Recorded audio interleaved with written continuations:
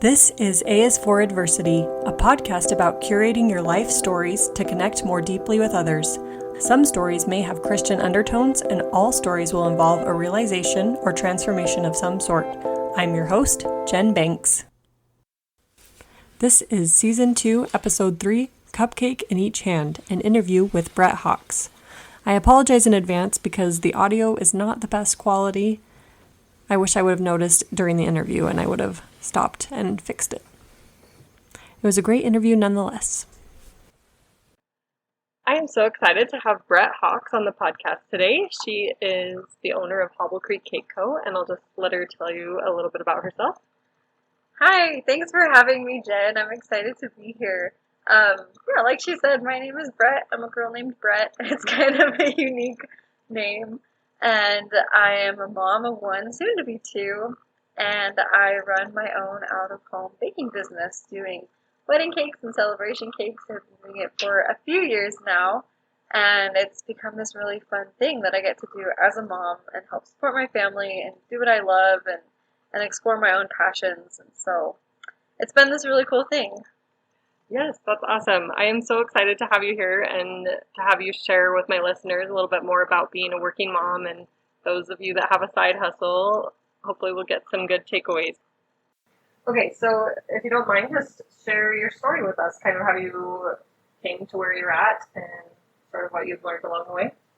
Yeah, so my love for cakes goes back a long time, and there was a lot of things that led up to me actually running a cake business. And I'd say, my love for and desire to be a mom goes back even further than that. That's something I always knew I wanted to do. And when people used to ask me, like, what do you want to do when you grow up? I would say, like, oh, I just want to be a mom. And it was because that was truly what I wanted to do. And it was also because I honestly had no career passions. I didn't really know what I wanted to go into. And it didn't dawn on me until I was 7 months pregnant and graduating from BYU, and there I am sitting in my last classes, and instead of listening to my professor, I'm on my computer creating pricing spreadsheets and building a website for this baking business, because all of a sudden I realized I loved making cake, I loved running a business, and it's something that I wanted to do. So I started doing that while I was pregnant, got my first orders, and I started having a steady stream of orders and started teaching cake decorating classes, and I loved every minute of it. It was so fulfilling. I enjoyed the creativity, I enjoyed the business, kind of the challenge and the puzzle of trying to get clients and trying to pull off the designs that they wanted. But as I was doing that, and as my due date to have my baby boy drew near, I felt like I had another due date approaching. And that was the one where I would neatly fold up my little found cake dream and I would tuck it away, because I genuinely felt that if I didn't have to work as a mom, then I shouldn't.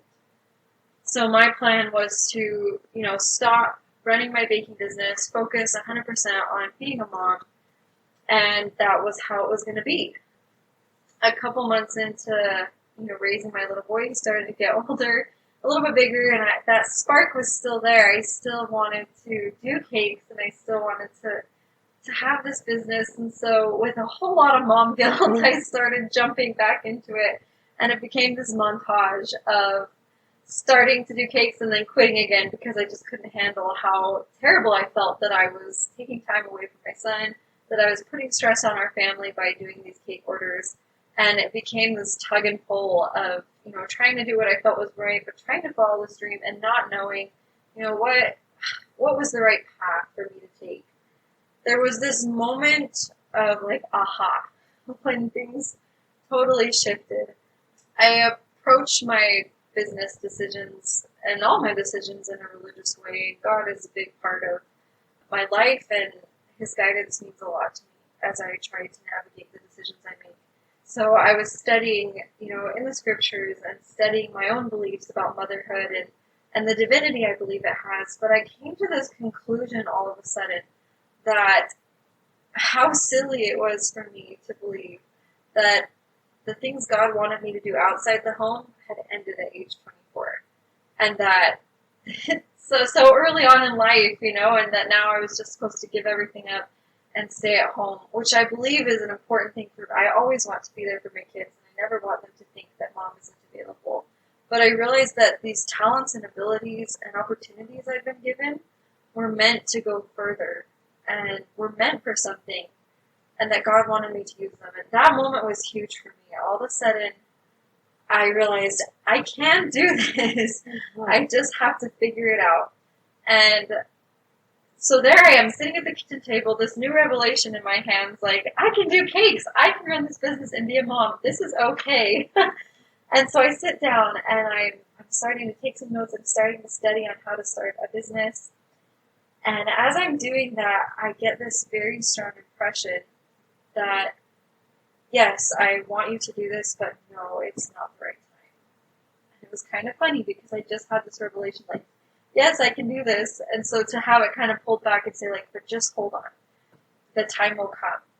It was a moment where I really did have to rein in all that excitement and trust God and say, okay, I'm glad that you gave me this understanding that I have a purpose greater than what I thought it was. And so I'm going to trust you that, this feeling of not yet is for a reason. So I took a break again and I put it on pause for a while. I did a couple things here and there, but then the moment came when my husband was switched jobs and our schedule changed, our family situation changed, and all of a sudden there was time in our family's life and the green light went on. And so I started my business.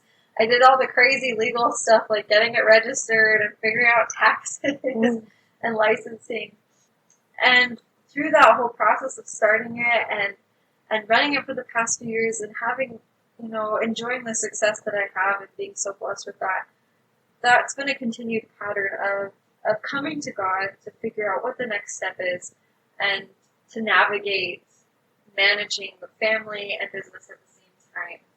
Perfect. Thank you so much for sharing that, Brette. I love hearing that journey, and I very much enjoyed seeing your progress on social media and even witnessing it in person, going to your classes and learning from you.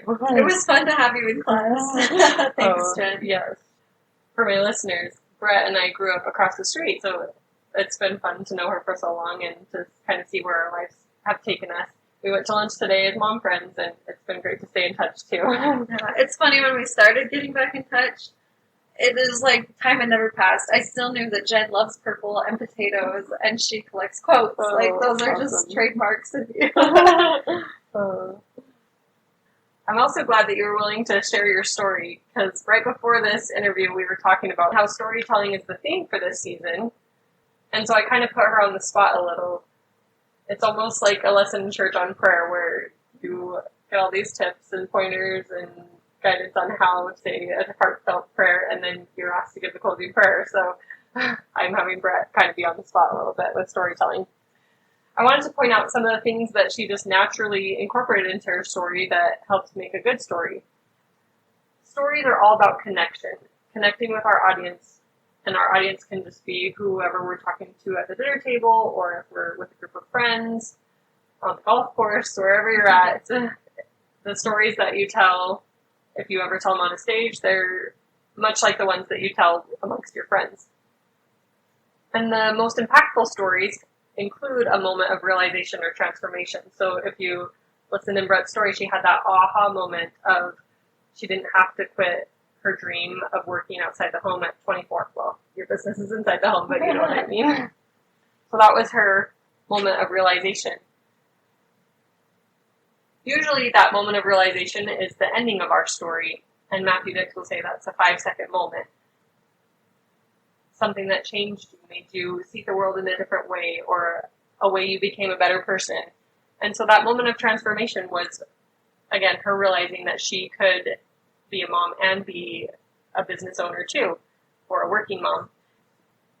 The opposite of that transformation or realization is the beginning of your story, and it's much harder to find the beginning of your story. It might take you a little while to find it, but her beginning was where she was thinking of having a business, but didn't know if that was going to be a reality.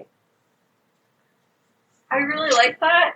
If I can interject my own thought. Yes. Because I think that's what happens in life. I think we find ourselves in a place and we have to trace our steps back to find how we got there. And that's when all of a sudden the lessons are learned and we realize everything it took to get there. And that's when we see our own story. So I like the idea of telling your story that way, with that transformation moment, and then going back to discover, how did I get to this moment?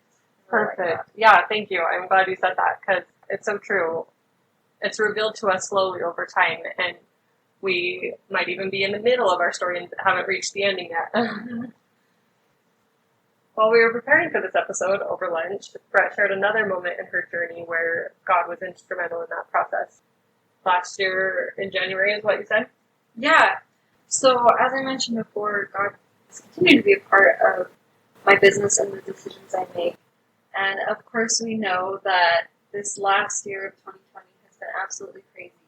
And when March came, in the world of bakers, we rely so much on big gatherings, on weddings, on parties, and many times the orders that people place with us are placed far in advance and paid for well in advance. Mm-hmm. So when March hit and so many bakers were refunding and losing money and losing business that they thought they had, and it was just this crazy hard time to navigate, I found myself without any orders in March. And I looked back and was able to see what the reason was. Back in January before the pandemic, I sat down, was having a business meeting with myself, which I highly recommend if you're a business owner, even just a mom figuring out your own little side hustle, have meetings with yourself and make plans. I love it. So I was doing that, and I always try and start with a prayer if I can, to be in the right headspace, to receive divine guidance and help making my decisions. And I remember doing that, and during that little business session, as I looked at each month, I had said to myself, you know what, I think I'm going to take March off. And there was absolutely no reason behind doing that. I didn't have anything personal going on. There was nothing happening. I just felt like, maybe I'll take time off and do some, updating on my business, do some housekeeping stuff. And so I blocked that month off, literally crossed it off my calendar. Yeah. And when I looked back, and when March hit, and I didn't have any lost business, and I didn't have to give refunds, I didn't lose any money, I looked back and I was just amazed at how I felt like that was a very direct blessing from God, that maybe I didn't even realize He was influencing me to do that. But I do definitely believe that that was His hand, just taking care of me. And I know that wasn't the case for every single business owner. And I don't think that means God wasn't in your life at that time. But for whatever reason, that was just a tender mercy that He gave to me. And I was able to feel really grateful for that when the pandemic hit. Very profound. Wow, I love it. Oh, you get chills hearing stories like that. And another storytelling tip to throw in here is to be authentic and to be vulnerable. As Brette has been sharing with us, she's definitely been vulnerable. It's not always easy to share spiritual experiences with others, or we're not always prompted to, but when we are, it can be very helpful to others and very relatable. It's also important to be authentic. Storytellers are encouraged not to memorize their stories. You can have some prior planning and prior crafting, but stories aren't meant to be scripted. They're supposed to come off the cuff naturally and sound normal and natural conversation. Like I said before, Brette is the owner of Hubble Creek Cake Co., so you can follow her on Instagram to see the amazing creations that she makes with cake and truly the wonderful artwork that it is. And if you look, she's booked for the year 2021. So, Brette, how did you come to the decision that you were booked, or how do you know what a full load looks like? That's such a good question, and it really circles back to this tug and pull between being mom and running my business and finding ways to manage that. Like I said, I have business meetings with myself, and during those times I make plans for the month, for the year, and part of that is setting boundaries for myself and knowing what my limits are. And that can be hard in the beginning of any business, because all you want is to have orders, to have sales, to have clients, and you'll do anything for those. But it has been very important for me to learn what is my true work capacity and to not go over that, to hold myself to that so that I don't make our family's life miserable week after week. And that was learned from experience because there was many weeks where I was in the kitchen working on 4 cakes at a time, and my husband and little boy were kind of left to flounder just a little bit. And I didn't like that. Those were the moments where I wanted to quit. So I've learned to set really clear boundaries. So when I sit down, I know how many orders that I can take a week. I also have financial goals, a certain amount of money that I'm trying to make per month. And that also helps me be guided in what orders I should be taking and how many, because I have a very specific goal that I'm trying to hit. So kind of mixing those two, knowing what my limits are, knowing what my financial goals are. I look at my calendar and I say, these are the weeks that I still have availability. These are where I have openings. And then I went out and I filled them. I marketed until I had somebody's cake order booked in that spot.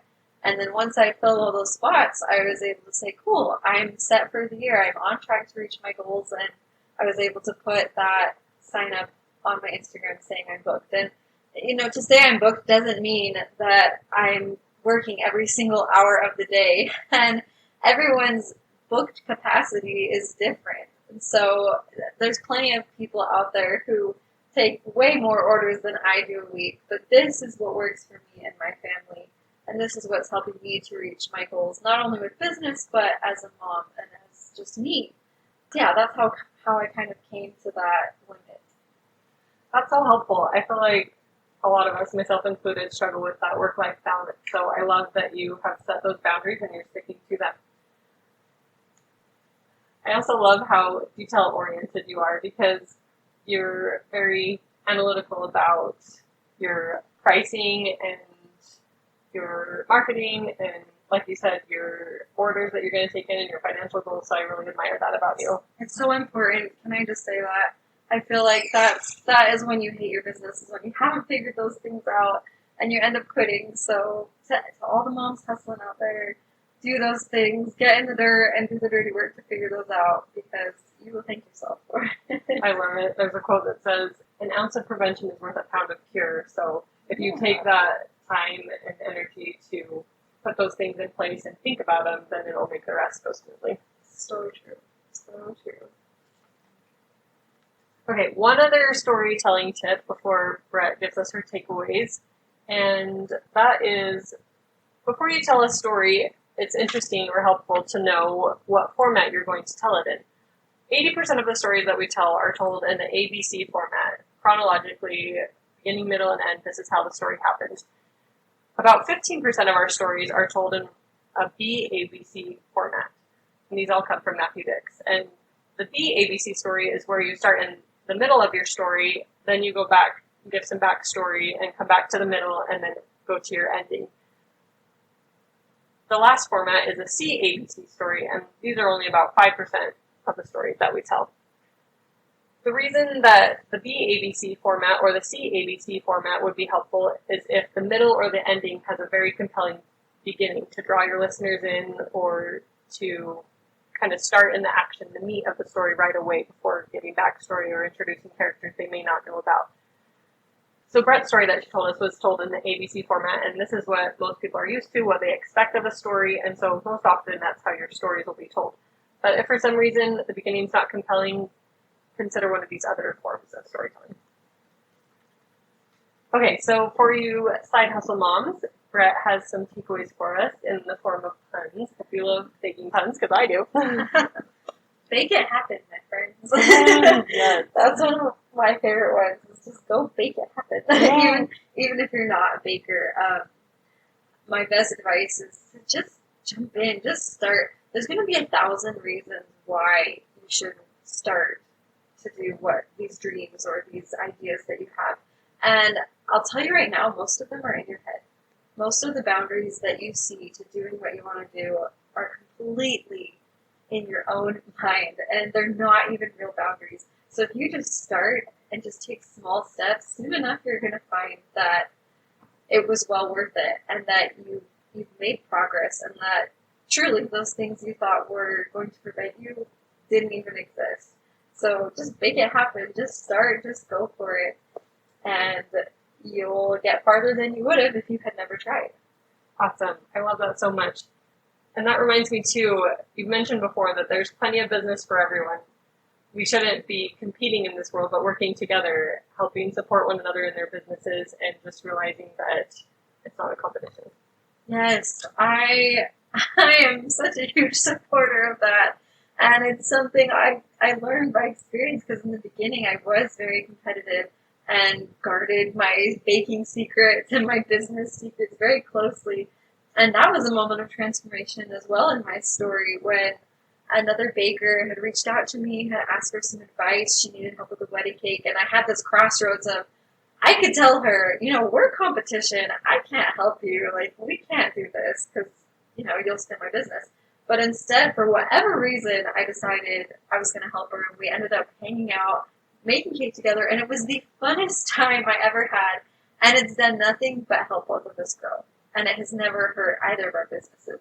It showed me that it's so much better to work together, to support each other, and that we can all have success together, that it never hurts to collaborate with someone. And honestly, it probably hurts you more if you don't. And so what better way to enjoy what you do than to share with people who also enjoy the same thing? Right. It just makes it so much more fulfilling, because I'll tell you, I know my husband's tired of hearing about buttercream and about pricing and about all these things that I love to talk about. So to talk about them with someone else who's doing the same thing is really cool. So yes, be friends with everybody. There is zero competition. It's just community. Ah, that's so wonderful. We all need each other. So, so true. Okay, before we end, I, of course, had to ask Brette what her favorite quote is. So this is one that I heard from Kathy Keller. She runs a podcast as well called Don't Keep Your Day Job. And I'm not sure if she's the one who said it first, but she's the one who I heard say it. So she gets the credit today. There you go. But it says, it's not failure, it's feedback. It's not rejection, it's redirection. I'm a firm believer that failure does not exist. Because every time something goes wrong or doesn't go the way you think it was and you consider a failure, really you took a step forward. And from that experience, however badly it may have went, you learned something. And that's going to carry you on to take the next step in doing what you want to do. And it's necessary. That's why it's not a failure, because it was a very clear, necessary step for you to get where you needed to be. I've taught cake classes where there was only 3 people. And I've had orders where people weren't satisfied. And I've taken what I've learned from those, and I've been able to grow. And if I hadn't ever done those things, if I hadn't ever taken that chance, then I would never have gotten where I am now. So none of it is failure. It's just God pointing you in the direction you're really supposed to be going in. And I really do firmly think that that is true. So inspiring. I love it, Brette. Thank you so much for being with me on the podcast today. It was really a treat. I learned so much from you, and I know my listeners will do the same. So thank you again. Well, thank you for having me. It was a pleasure to sit and to chat. Yes, I love it. And just so my listeners know, where can they find you? Where can they get in touch with you? So there's a couple different places. You can find me on Instagram as @HobbleCreekCakeCo. It's a little bit of a mouthful. And that's where I do my cakes. If you are perchance a fellow baker who's interested in the baking business side of things, you can also find me on a page called @TheOutOfHomeBaker. And that's where I share all my tips behind running a business with baking and marketing and pricing and everything that goes on there. So those are the 2 places where you can follow along. Keep in touch. If you have questions, DM me. I am always open to answering and to connecting with anybody out there. Awesome. Thank you. And stay tuned for the year 2022 when you can, again, book an order with Brette and Hobble Creek Cake. If you'd like to pitch your story for the podcast, or if you want more storytelling strategies, contact me at jenbanks16@gmail.com, or find me on Instagram @jenbankscoaching.